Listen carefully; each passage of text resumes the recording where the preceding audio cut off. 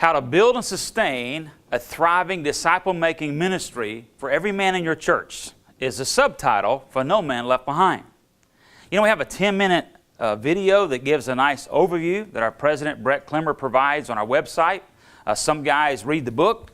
Many others are recruited to come and attend the conference, the live training. We have it online and also through courseware.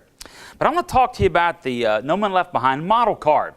Maybe you're a church leader and you'd like to utilize this with your team, or you'd like to have one of our field staff come alongside and use this little tool to introduce you to the model and give you greater clarity about some of its key concepts. The card is a nice little tool to give you introductory aspects to what we talk about in the full-length version found in the book and the conference. And on the opening part of the card, it says, "Does your church have an effective discipleship process for all the men?" You see, eventually we'll talk about the 5 types of men. The average church is only reaching 2 of those types effectively. So you're reaching all types of men. Take the quiz and learn the model is the inquiries that are made here on this card. You have a small version of the No Man Left Behind model, which is basically based on a conveyor belt. You know, guys that are mechanical can grasp this. What does movement look like?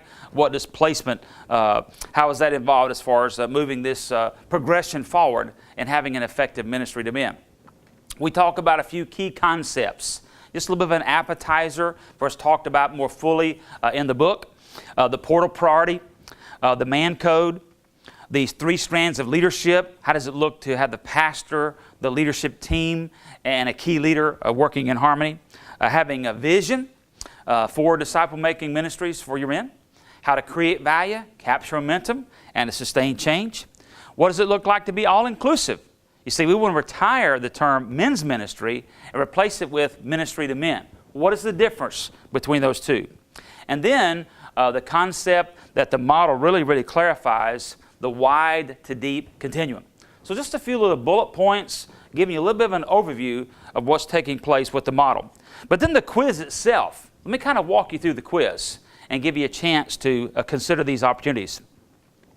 Most men in our church understand what it means to be a disciple and its importance. And there's a ranking there of 1 to 10, 1 being poor and 10 being excellent. Now this is crucial. If you're a pastor and you're participating in this particular discussion with your men, you need to defer and let your men respond to those questions first. You want to hear those guys talk fully about their thoughts in that regard.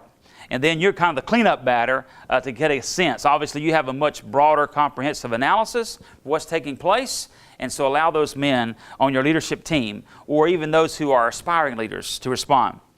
Secondly, our senior pastor believes that the men of the church supports them in their vision. So that's getting feedback from the congregation on the harmony factor between the pastoral staff and those in the congregation. Our men's leaders intentionally disciple men wherever they are involved, not just in men's only activities. So we're already laying the groundwork there of the difference between men's ministry and having an all-inclusive strategy, which represents a ministry to men. Most of our men are engaged in spiritual growth and service. That's a key aspect.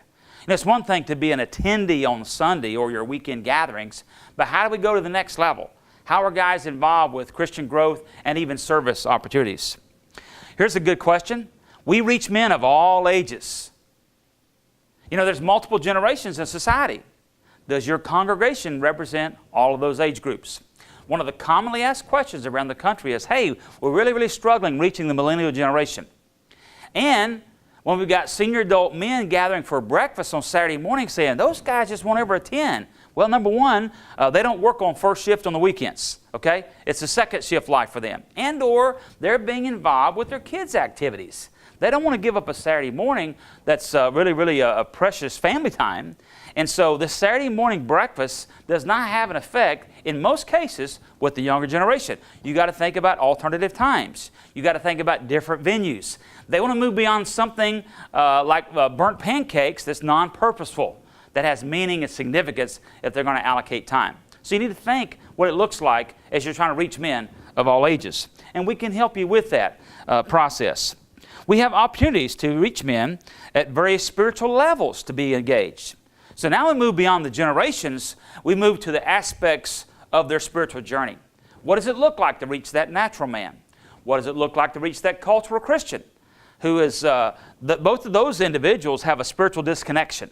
And the average people in the church are wondering, why they don't want to show an interest in things. And so it's crucial to evaluate what's happening now you can keep leveraging, or what, if anything, you should launch moving forward. Our spiritually mature men are intentionally bringing other men along in their spiritual journey. That's a great question as we move beyond discipleship to disciple making. See, it's not just for intake purposes. No, we've got to go release this. What God has revealed, what God has provided, let's go release that to others in a disciple-making context. So how are your spiritually mature men doing in that realm? And then the last question, God is changing the world through men's discipleship in my church. I hear guys around the country ask me a question as a follow-up. What does that mean to change the world? Well, you see, the question itself really yields, what is your worldview? What is your biblical view? What are you trying to accomplish ultimately in that whole particular process?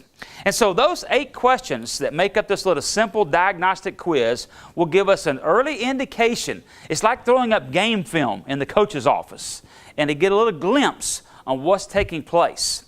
It may not be the full-scale scouting report. There are other things that will be brought into the equation to really give you that full-scale process, but it does give you an indication early on what's taking place.